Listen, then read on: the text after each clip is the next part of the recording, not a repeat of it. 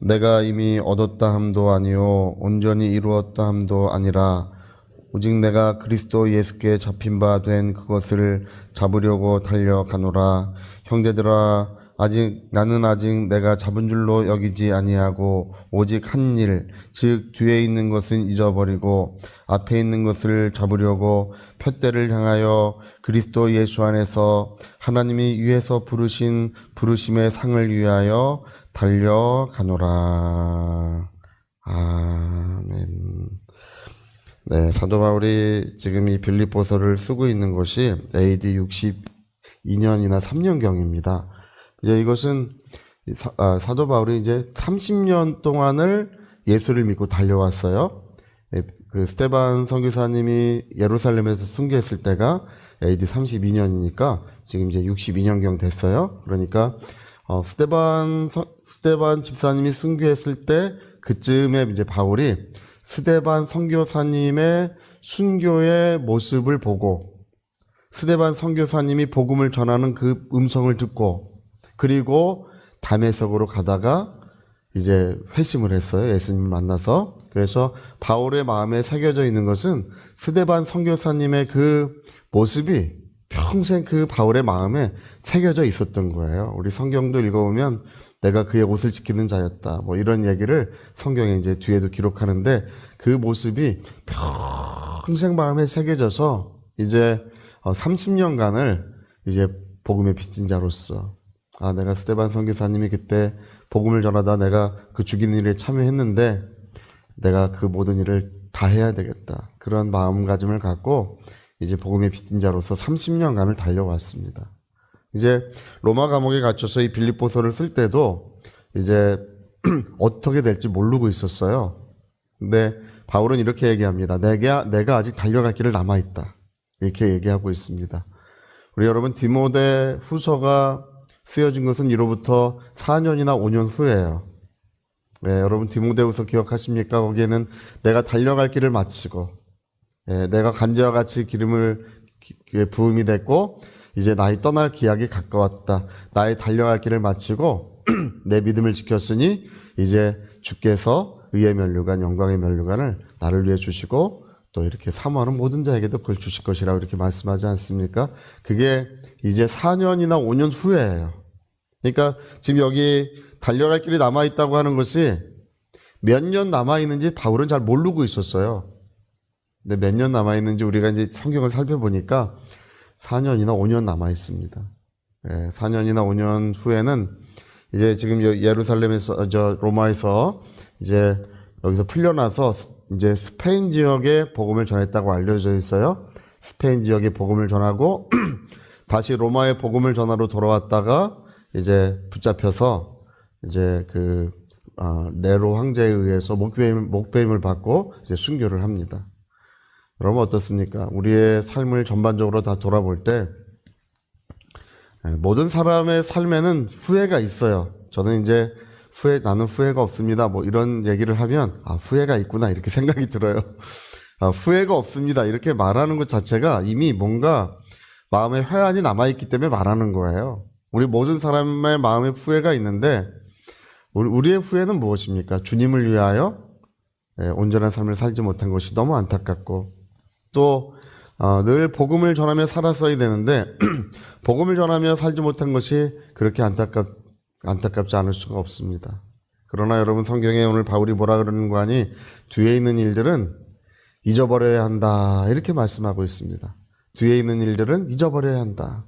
네, 내가 뒤에 있는 것을 잊어버려야 앞에 있는 것을 향하여 쫓아갈 수 있다고 이렇게 말씀하고 있습니다. 정말 우리 사람은 재밌는 게 뒤에 있는 것들을 망각할 능력이 별로 없어요. 사람은요. 하나님은 망각할 능력이 있으신데 근데 여러분 우리가 역사라는 건 중요해요. 역사는 과거를 살펴서 우리의 오늘의 삶을 해석할 수가 있어요. 그리고 미래로 나갈 길을 이렇게 찾아가기 위해서는 이 역사가 중요합니다. 근데 과거의 함정이라는 것이 있어요. 과거의 함정은 뭐냐면 내가 옛날에 이랬는데 옛날 얘기를 이렇게 옛날엔 이랬는데라고 하는 것은 오늘의 삶을 저버리고 있는 거예요. 내가 옛날에 뭐 열심히 했고, 옛날에 성령 충만했고, 옛날에 능력이 있었고, 주님을 위해 살아. 옛날엔 그랬다. 뭐 이렇게 얘기하는 것도 그렇고요.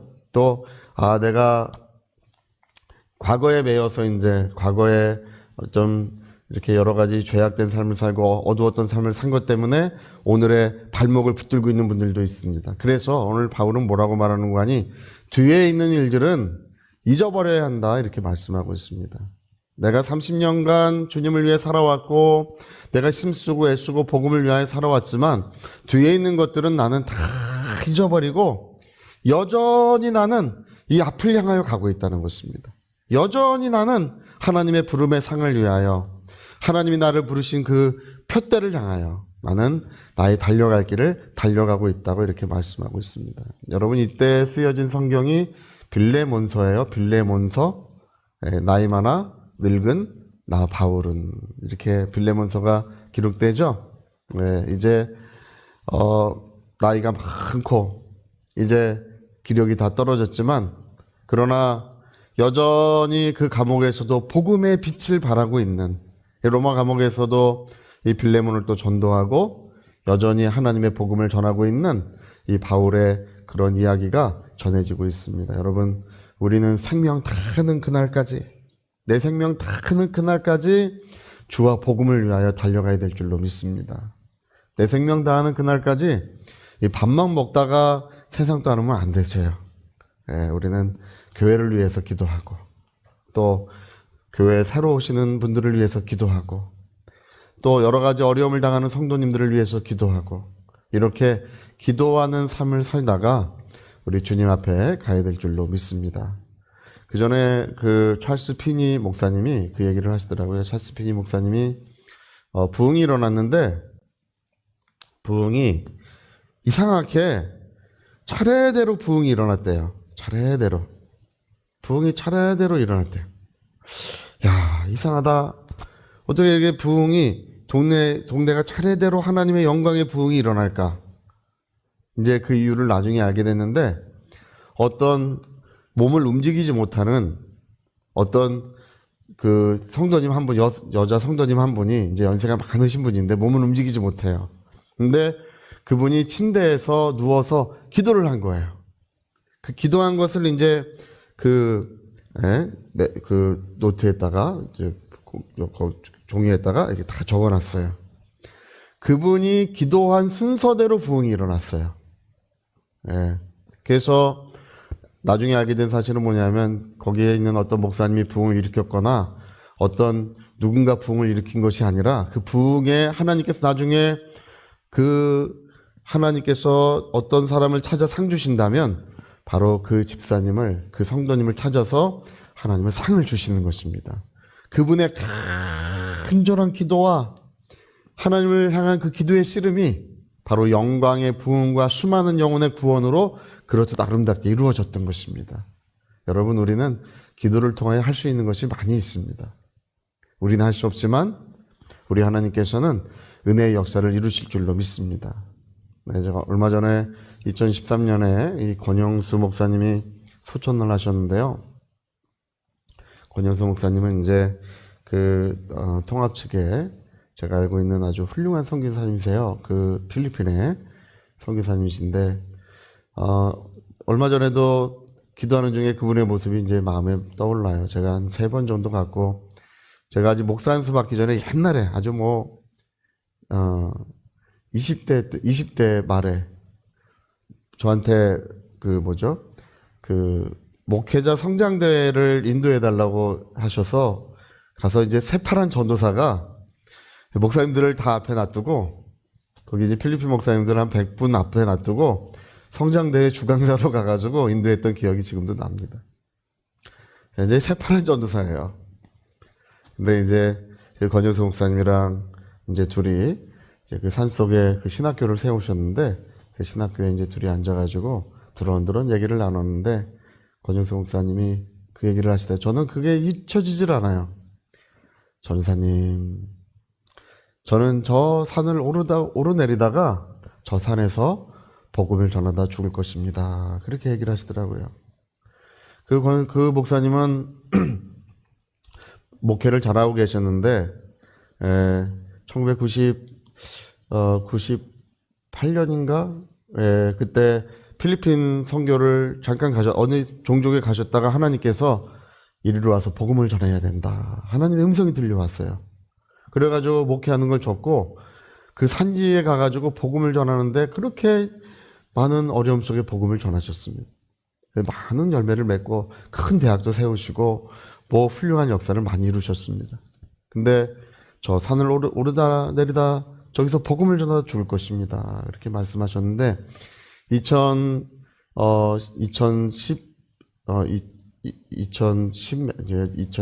2020년 지금 24년이죠.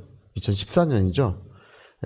12년경에 이제 암이 발견이 되셨어요. 그래서 치료를 받으시다가 치료를 거절하시고 나는 필리핀에 가서 끝까지 복음을 전하다가 죽겠습니다 하고 가서 마지막까지 복음 전하시다 돌아가셨어요.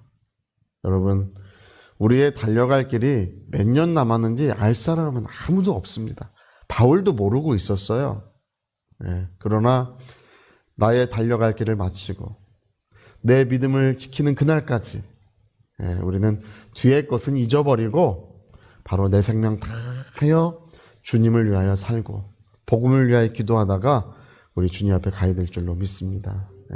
생명의 실타래는 실컷 조건 풀어지고 있어요. 실타래가 다 풀어지면 그걸 다 풀어지면 어느 때가 되면 실타래의 끝이 오는 것처럼 우리가 일어나도 시간은 가고 앉아도 시간은 가고 잠을 자도 시간을 가고 걸어가도 시간은 계속 흘러가고 있습니다. 우리 생명은 이제 끝을 향해서 모두가 가고 있는 것입니다. 우리가 주와 복음을 위하여 또 우리 하나님이 부르시는 그날까지 우리 기도하는 삶을 살아야 될 줄로 믿습니다. 자, 우리 같이 한번 기도하시겠습니다. 우리 한번 기도하실 때 오늘 바울은 뒤에 있는 것은 잊어버려야 된다 이렇게 말했습니다. 뒤에 있는 것은 그것이 내 앞을 향하여 가는 푯대를 향하여 가는 것에 함정이 돼서는 안 된다는 것입니다. 그건 다 잊어버리고 주님의 부름을 향하여 또 부활의 푯대를 향하여 우리는 달려가야 된다고 했습니다. 위하여 같이 기도하시겠습니다.